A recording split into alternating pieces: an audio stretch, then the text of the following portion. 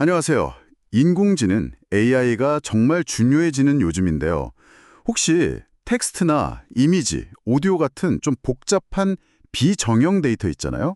이걸 어떻게 효과적으로 다뤄야 할지 궁금하지 않으셨나요? 네, 기존의 데이터베이스로는 사실 이런 데이터를 처리하기가 좀 까다로웠죠. 분명 한계가 있었고요. 맞아요.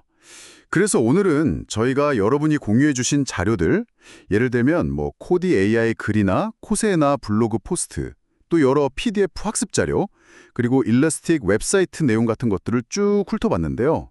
이걸 바탕으로 해서 바로 이 문제 해결책으로 떠오르고 있는 벡터 데이터베이스에 대해 좀 깊이 파헤쳐보는 시간을 갖겠습니다. 아, 네, 좋습니다. 벡터 데이터베이스, 이게 단순히 데이터를 저장하는 걸 넘어서요.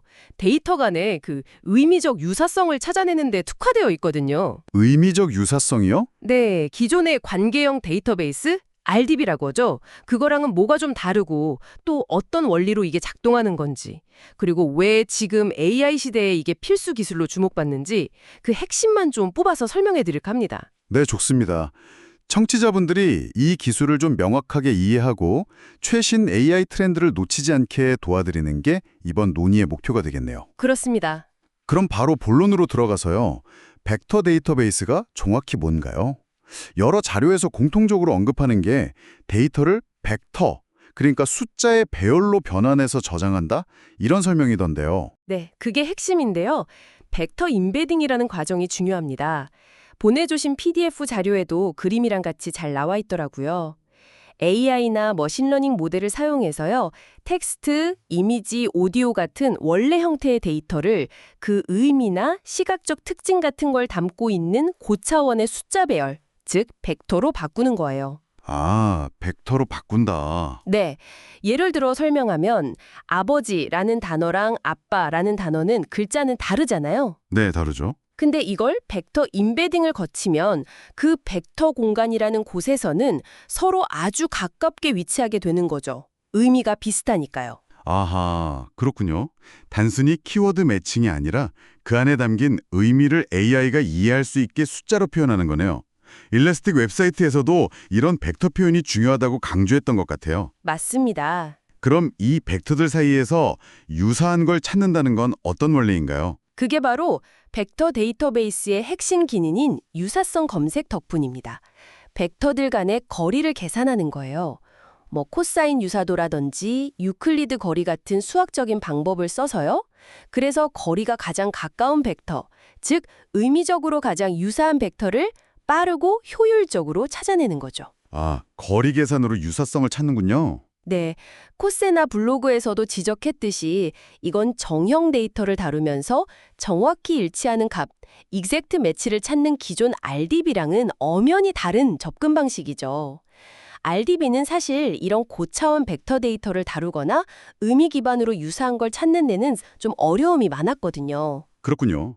그러니까 RDB가 가진 한계를 넘어서 비정형 데이터 속에서 그 의미적인 유사성을 찾아내는데 최적화된 시스템이다. 이렇게 이해하면 되겠네요.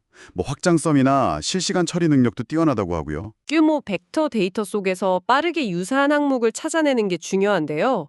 이때 코디 AI 자료 같은 데서 언급된 ANN, 그러니까 근사 체인접 이웃 같은 알고리즘을 활용합니다. ANN 알고리즘이요? 네, HNSW나 페이스 같은 구체적인 기술들이 있는데요. 이게 100% 완벽한 정확도를 약간 희생하는 대신에 검색 속도를 정말 극적으로 높이는 전략을 쓰는 거예요. 실시간 처리에 아주 유리하죠. 약간의 정확도와 속도를 바꾸는 거군요. 그럼 전체적인 작동 과정을 보면 일단 입력된 데이터가 벡터로 변환되고 이걸 효율적으로 찾기 위해 인덱싱을 거치고요. 그 다음에 사용자가 뭔가 검색을 요청하면 그 요청 자체도 벡터로 바뀌는 건가요? 오, 정확합니다. 사용자 쿼리, 그러니까 질문이나 검색어도 똑같은 임베딩 모델을 통해서 벡터로 변환돼요. 아하, 그럼 다음 미리 만들어둔 인덱스를 활용해서 데이터베이스 안에 있는 수많은 벡터들과 이 쿼리 벡터 사이의 유사도, 즉 거리를 빠르게 계산하는 거죠. 그리고 가장 유사도가 높은, 그러니까 거리가 가까운 벡터들과 연결된 원본 데이터를 찾아서 결과로 보여주는 겁니다. PDF 자료에 나온 그림 보시면 이해가 더 쉬우실 거예요. 와, 정말 효율적으로 설계된 방식이네요. 그럼 이게 실제로 어디에 많이 쓰이나요? 실제 활용 사례들이 궁금한데요. 공유해 주신 자료들에도 여러 예시가 있었던 것 같아요. 네, 정말 다양한 분야에서 쓰이고 있습니다. 일단 가장 대표적인 게 의미 기반 검색이죠. 그냥 키워드가 일치하는 걸 찾는 걸 넘어서 예를 들어 여름 휴가에 어울리는 좀 신나는 음악 추천해줘. 같이 사용자의 숨은 의도를 파악해서 검색 결과를 보여주는 거예요. 오, 훨씬 똑똑한 검색이네요. 그렇죠. 또 사용자의 행동이나 선호도를 벡터로 만들어서 맞춤형 컨텐츠를 추천해주는 시스템, 뭐 영화나 음악, 상품 추천 같은 거요.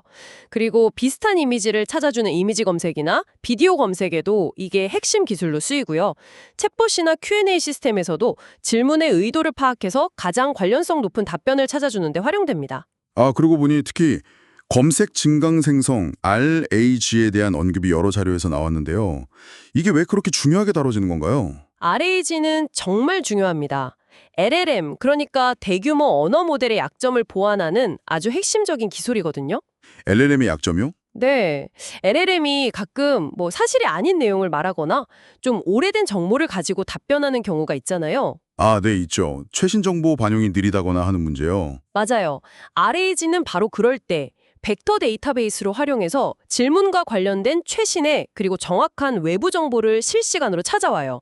그리고 그걸 LLM에게 참고 자료로 주는 거죠.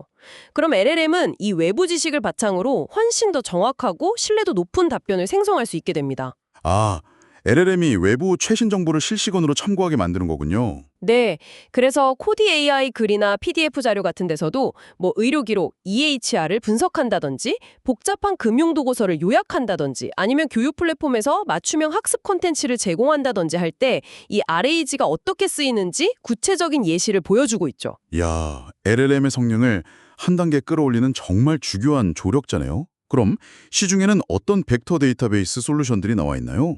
대표적인 것들 몇 가지만 예시로 들어주실 수 있을까요? 네, 종류가 꽤 많은데요. 일단 클라우드 네이티브로 유명한 파인콘 같은 서비스가 있고요. 이건 오픈소스는 아닙니다.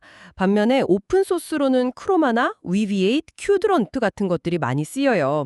특히 크로마는 LLM 애플리케이션 개발에 특화되어 있다고 하고 위비에잇은 확장성이 좋다고 알려져 있죠. 오픈소스 옵션도 많군요. 네. 그리고 페이스북 AI, 지금은 메타 AI죠. 거기서 개발한 파이스라는 라이브러리도 아주 유명하고요. 이건 직접 시스템에 통합해서 쓰는 방식입니다. 그리고 빼놓을 수 없는 게 기존의 검색 강자, 일라스틱 서치인데요. 여기도 최근에 아주 강력한 벡터 검색 기능을 추가해서 이 분야의 주요 플레이어로 나서고 있습니다. 저희가 본 자료들에서도 이런 다양한 솔루션들을 확인할 수 있었죠. 와, 선택지가 정말 다양하네요.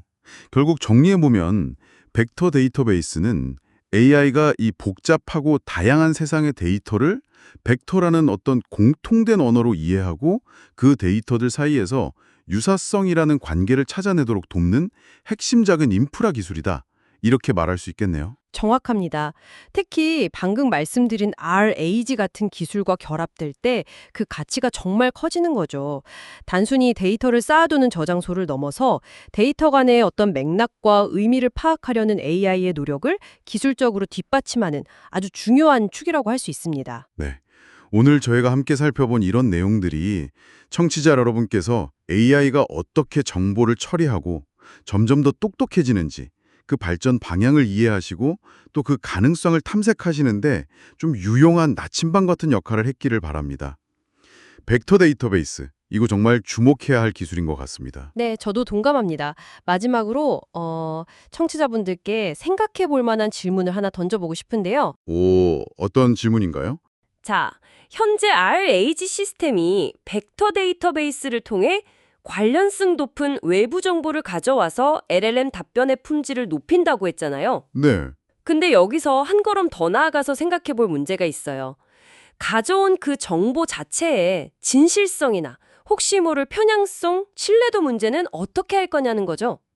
벡터DB는 일단 유사한 걸 찾아줄 뿐이니까요. 아, 그러네요. 정보의 질까지 보장해주진 않죠, 아직은. 그렇죠. 그래서 질문은 이겁니다.